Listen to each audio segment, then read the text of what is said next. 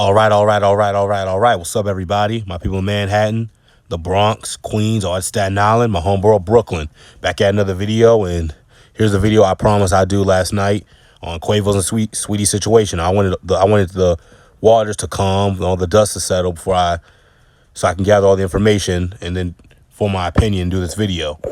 Okay, but let's get into this. Of course, we all know Quavo and Saweetie broke up. Saweetie did an interview with her ex-boyfriend, Justin LaBoy and Justin Combs. I think that their names. She stated how she would allow her man, Quavo, to pick another man for their threesome. Some bullshit like that. And, one thing led to another and they broke up. And now this old video that TMZ, of all people, dug up and resurfaced of them having an altercation in the elevator, but this was back in 2020. And let's read the TMZ article. Quavo and Saweetie's issues appear to run much deeper than alleged infidelity because they had a fight in an elevator before they split, and the altercation was all captured on video. TMZ obtained surveillance footage, surprise, surprise, of the struggle, which went down at an apartment complex in North Hollywood. It shows both of them standing outside an open elevator, and when the video starts, Saweetie is swinging on Quavo. Quavo dodges the hit, dropping an orange Call of Duty case in the process, which Saweetie tries to pick up. Quavo grabs it as they struggle for the case, he grabs her arm and swings her into the back elevator wall. When they both go down, But yeah, as Saweetie lay on the ground, possibly injured. Man, that little ass fall, possibly injured. But it's just TMZ trying to make a mountain up a molehill, as they always do. But anyway, Quavo stands there without helping her up. Eventually, the elevator opens with a guy standing outside, but he doesn't get on. The door shuts again. Yeah, that shit was funny. Finally, the door opens on another floor, and Quavo starts to get off with the case, using it to keep the door open, and Saweetie picks herself up and limps off.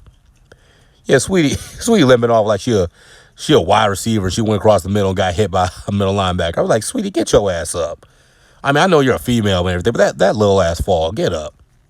We spoke with sources on both sides, and they both say this incident went down in 2020 at an apartment building where Saweetie was renting. Remember, Saweetie publicly broke it off with him, alluding to him cheating, which he denied. There were also rumors that he repoed a car he gifted her, but he claimed that wasn't the case. As for this ugly moment, it doesn't appear the police were called. Look, man.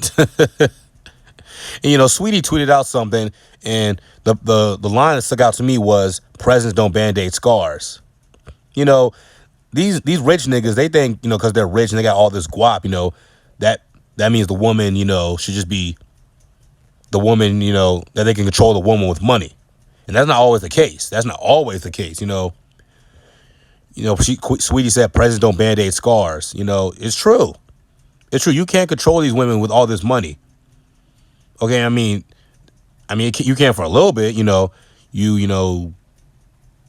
hurt her feelings or do some bullshit like that. You can just give her, "Hey, baby, look, I bought you this designer, or let's go, I'll take you on a shopping spree," all this bullshit like that. But, it's not going to work for long because, it's not real love per se. And just as an aside, my man Floyd Mayweather, he makes these girls sign contracts stating, "Look, when we break up, all the stuff I buy you, I want it back." That's a smart thing he does. Okay, because that's what Quavo should have done with Saweetie. In the case of Saweetie, he should have made her sign a contract and, "Look, Saweetie, all the shit I buy you, all the, the clothes and the cars and the diamonds, the jewelry, all that jewelry, all the jewelry, I want it back when we break up. If and when we break up." And as we all know, they did. But, honestly, what this made me think of? Honestly, when this video came out and Saweetie said what she said about presents don't band-aid scars, it made me think of that old-ass Jay-Z and Jermaine Dupri song, "Money Ain't a Thing." That's what this shit made me think of. I don't know why, but it just did. But overall, look, money, you're not going to use money to control these women. It's not going to control them for long, at least, Honestly, Quavo, the Migos, has, people say the Migos fell off.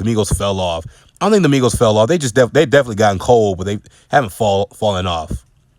All these niggas need to focus on right now is releasing that Culture 3 album, because the Migos, all their solo projects, Quavo's, Takeoff's, Offset's, Father of Four. I mean, they were good projects, but they didn't really, stick. If that made sense. Like, they weren't on constant radio replay. I mean, Offset's song "Clout" with Cardi B, that was on replay for a while, but the rest of them really haven't.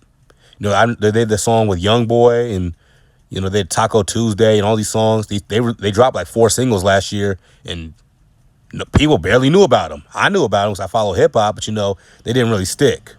Like Walk It, Talk It, or Stir Fry, or Bad and Bougie. You know what I'm saying? But Quavo, focus on your music. Focus on the Migos music. Try and get back to the top.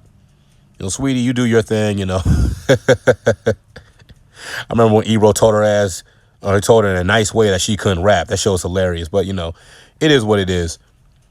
Brothers, women, you can't control these broads with money. You can't control these women with money, man. It's not gonna work. It's not gonna last long.